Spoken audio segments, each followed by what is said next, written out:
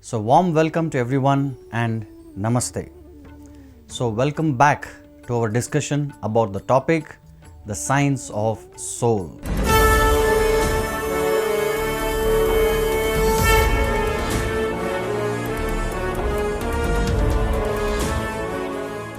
Yes, we were discussing some proofs for the existence of soul. And in the last episode, we began with the first proof, that is common sense. So yes, we discussed how a wife is crying when the husband is left, when the husband is dead, that my husband has left me. And from this, through common sense, that we understood that yes, when the wife says my husband has left, meaning husband is there. What is there? It is not husband but husband's body. मेरा पति मुझे छोड़ के चला गया. And we discussed so many languages. In every language, they say the same thing, that my husband has left me whenever the husband dies.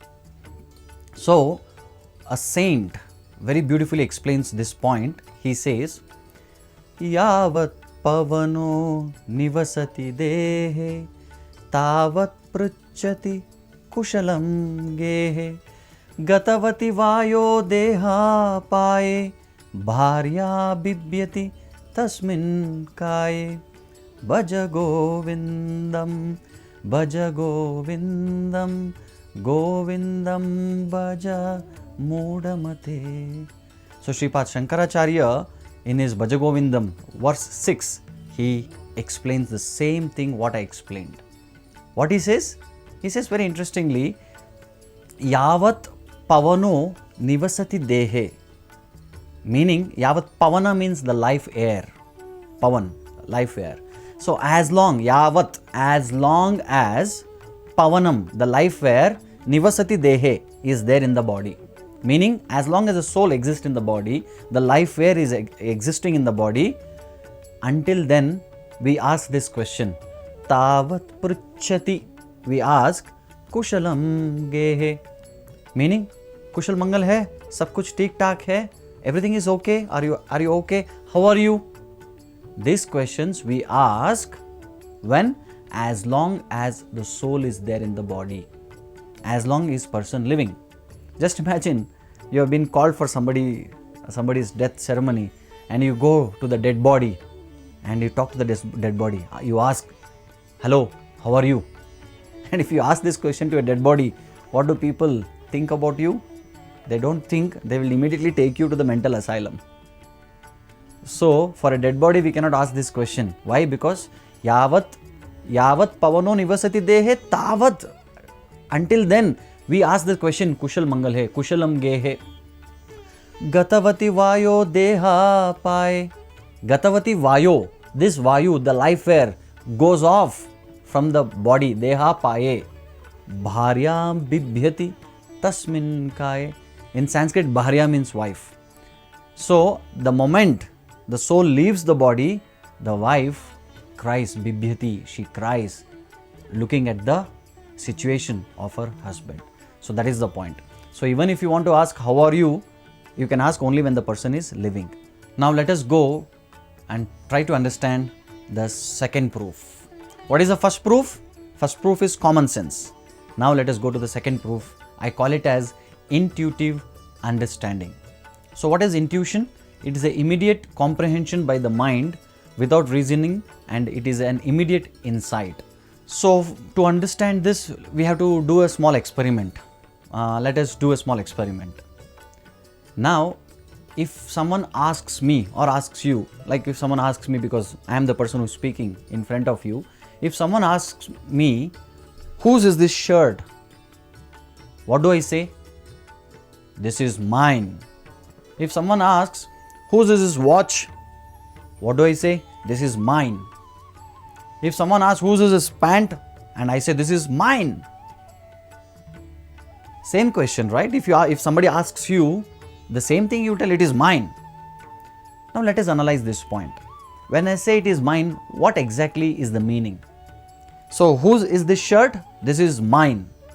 Meaning this shirt belongs to me, first point, and I am the owner of this shirt, 2 points. Whose is this watch? This is mine. Meaning this watch, when I say it's mine, that means this watch belongs to me and I am the owner of the watch. Whose is this pant? This is mine. Meaning this pant belongs to me and I am the owner of the pant. Now we are going a little deeper. Now the next question is, whose is this hand? And I say, this hand is mine. Whose is this leg? I say, this leg is mine. Whose are these eyes?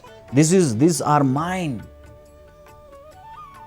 Meaning, again coming back, like when I say this shirt is mine, meaning this shirt belongs to me and I am the owner of the shirt.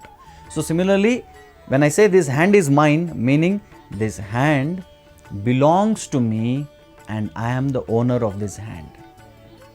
Whose is this leg? It is mine, meaning this leg belongs to me and I am the owner of the leg. Now the most crucial question.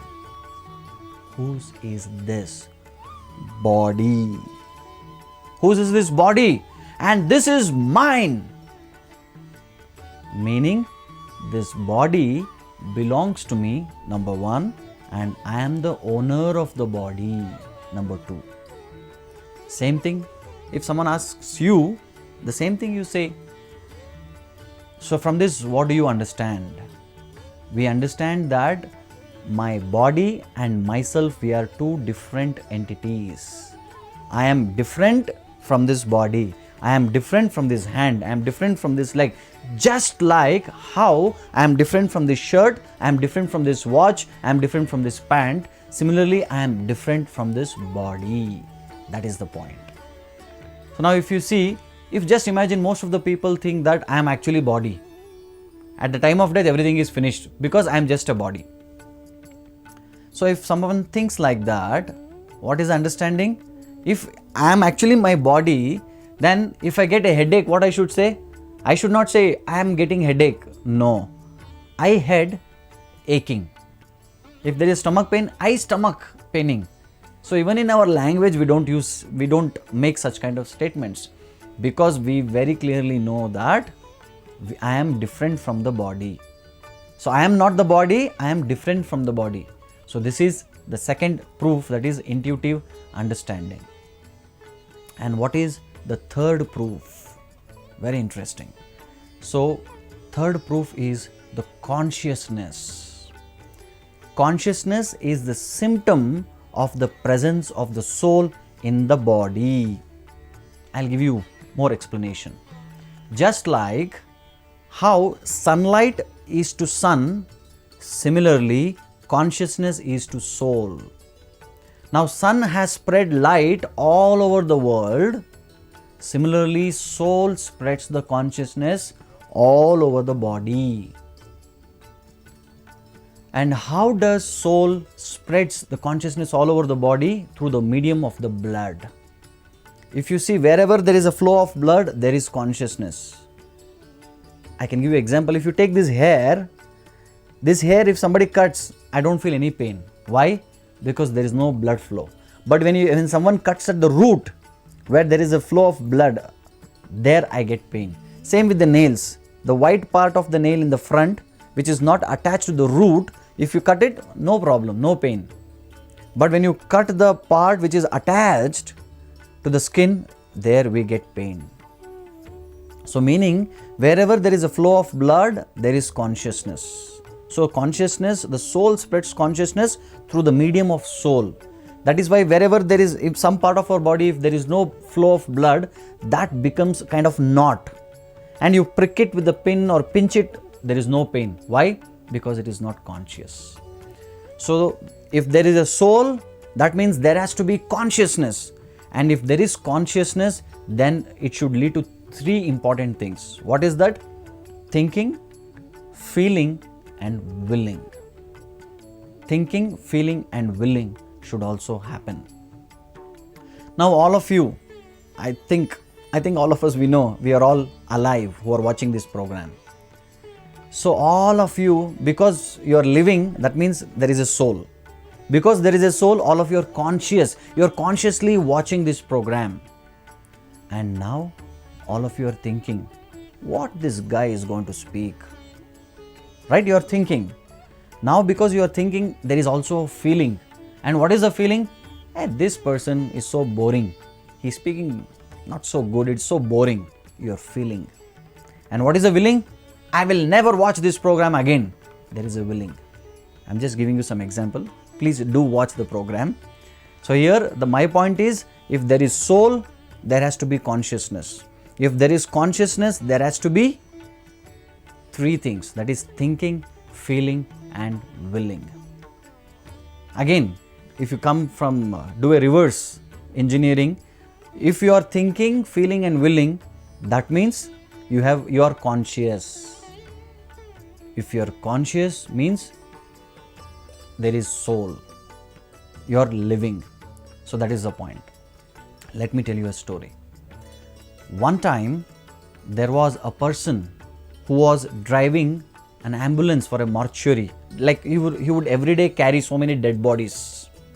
So he did this for almost like more than 10 years. And after that he decided, why should I drive ambulance with carrying dead bodies? Let me start my own business. He started his own travel agency and he purchased a car, passenger car. So the first day, and he was expert driver, very expert driver. And on the first day, he started driving for a passenger. And he was driving and he was going to reach the destination. Very wonderfully he was driving. Suddenly from behind, the passenger tapped him. And immediately he hit a big tree and it was a huge accident. The car broke. But nothing happened to the driver and the passenger. And the passenger asked, my dear sir, what happened? I just tapped you. Why did this lead to an accident? And the driver said, sir, you don't know, sir, from last 10 years, I have been carrying dead bodies behind. The moment you tapped me, I got shocked that some dead body tapped me. So, why this happened? Because a dead body, there is no thinking, there is no feeling and there is no willing. Dead body will not react. And because there is no consciousness means there is no soul. There is no soul means that is dead. So that is the point. Now another interesting thing here, if you see this image, there is a machine scientists have made. Whenever this machine sees a red light, whether it may be sunrise or sunset, or even if you just keep in front of this machine some blood drops or a rose flower, the machine immediately starts speaking. What does machine say? I see red light, I see red light, I see red light, I see red light. Just imagine the sunset or sunrise or red rose, whenever you keep in front of a human being who is living, then this person will go through a series of emotions. There is love, there is wonderful feelings whenever he sees a sunrise or sunset. He can even think about such a beautiful creation. But a machine cannot do that. Max to max, the machine can say, I see red light, I see red light. But human being, he can go through series of emotions. Let me tell you another story. One time, it was in a college. It was a Valentine's Day. You are all aware about Valentine's Day? This is not Indian culture. This has come from Western culture. So now in India also they celebrate this Valentine's Day. When is it? February 14th. So in a college on this day, boys and girls, you can propose to anybody, some rules whatever they have created themselves. So one boy decided, and many boys they decided they will propose their whomever they like. So one boy decided, I am going to propose to this girl. And everyone would bring a red rose to propose. So this boy thought, let me do differently. He thought, I will not give red rose. I will give lotus flower. So he went to market and bought the lotus flower, and he was eagerly waiting for the girl to come. And it was the time the girl came right in front of him, and he took out that lotus flower and he said, I love you. And he gave the lotus flower. So the girl took the lotus flower and gave him a tight slap, tap, and he got 5 fingers mark on his cheek. And immediately this boy said, today is a Valentine's Day, we can propose to anyone, why did you slap me? And she said, it is tit for tat. And the boy said, what is the meaning of tit for tat? I give you flower, you should give me flower. And the girl said, no, you gave me lotus, which is BJP, I gave you Congress. So the same situation, she made it a little humorous. So my point is here, the machine can say I see red light when the machine sees a red rose, but a human being can go through series of emotions because he is conscious, because there is soul, and because he has soul, he is conscious, and because he is conscious, there is thinking, feeling and willing. That is the point. Now another beautiful analogy here, there is a drama going on and there are a panel of judges who are watching the drama, and there are so many cameras from different angles it is shooting. The cameras are also watching the drama. Now during the drama there are so many variations of feelings, emotions. Sometimes there is joy, sometimes there is sorrow, sometimes there is hasya, humor. So whenever these kind of things happens, the panel of judges, they cry, they laugh, right? So different emotions, they react to it. But cameras, they just see. So here the panel of judges, they experience, and there is no experience for the camera because camera is a dead matter. Camera has no soul. And the panel of judges, they go through the series of emotions like elation, sorrow, anger. And for camera, no emotions. And the panel of judges, because they are conscious, and camera has no consciousness. And panel of judges, after seeing the drama, they can judge. This person acted very well, this person did not act very well. But the cameras cannot judge because there is no thinking, feeling and willing. So nice analogy which describes the difference between living body and a dead body. Now we are going to discuss about the fourth proof. So what are the 3 proofs? Let us recap. We discussed first proof is common sense, second proof is intuitive method, and the third proof is about consciousness. Now the fourth proof is about near death experience or out of body experience. So now we will discuss the fourth proof, that is NDE or OBE in short, which means near death experience or out of body experience. I think you might have heard this concept, and I'll explain what exactly happens in this near death experience or out of body experience. So on what basis I'm speaking? So I'm speaking based on the proofs given by actually doctors. So it is said 11% to 14% of the average American population who are mentally and physically healthy have had this out of body experience. I am not saying this. The Medical Journal of Current Problems in Pediatrics says this statistics. It also says enough research in near death experience with impeccable scientific credentials are also given. And who says this? Dr. Michael Sabom. So he was a cardiologist and professor at Emory University, Medical School and College in America. If you want more information about these things, you can just Google Dr. Michael Sabom, and you will get a lot of information about near death experience and out of body experience. So now, what happens in the near death experience? Let me explain to all of you. So in the near-death experience or out-of-body experience, a person is clinically dead. What do I mean by clinically dead? That means his ECG and his EEG, his heart rates and the brain, everything is clinically dead. And after some time, he comes back and his ECG and EEG starts fluctuating. So let me give you a small example. There was a family, it happened in America. So a family who had come for a tourism to America from Russia. So this family, first time in their life, they are coming to America. So they have taken a serviced apartment and they were living there. And wife requested the husband, please go and get some grocery so that I can cook something. So he said okay, and he left home, his serviced apartment, and he was walking by on the main road.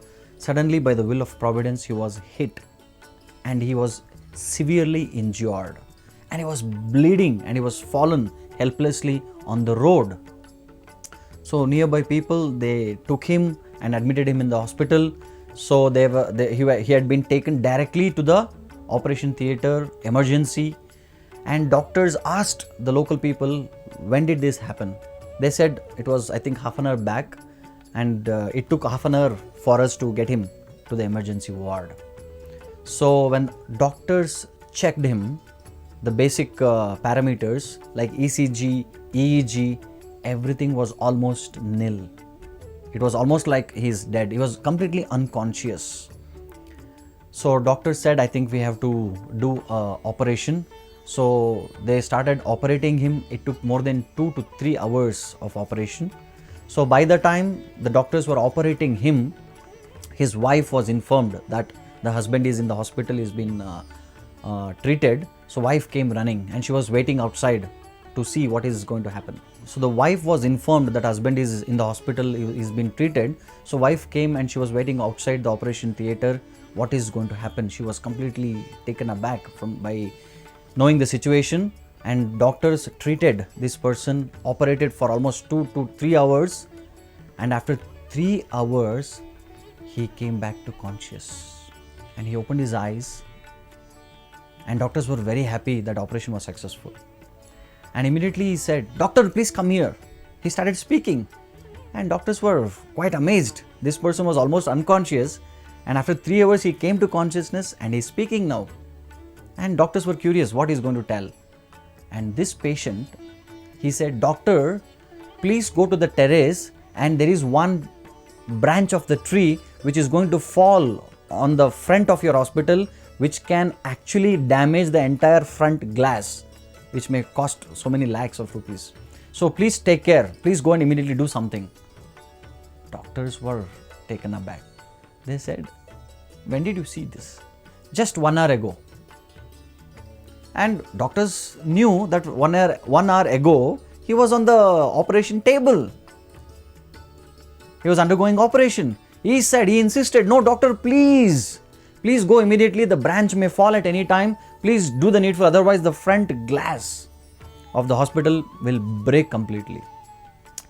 Doctors did not take him seriously. And he was insisting again and again, "Doctor, please do something. It will fall. Then doctors, because he was insisting so much, doctors asked their assistant, "Please go and check." And they went, and for your information, that terrace, there is a door. Every hospital, the door at the terrace is always locked, because anytime patients may get depressed and they may go and fall and commit suicide. So they always keep it under locking system. So this person, assistant, went and he saw, and he did find that one branch of the tree was about to fall and would create such a havoc, and it would cost them and it would cost them a lot of money. And he actually took care of the branch, and he came running and he told doctor, "Doctor, thank you very much. Right time you informed that the branch is going to fall, and now we have done the needful. So thank you for informing on time." And doctors were taken aback. So what happened? How this person who had come for the first time to America and last few hours he was almost unconscious. How did this person go to the terrace and see the branch is going to fall? We will discuss all these things in our next episode. Until then, thank you very much.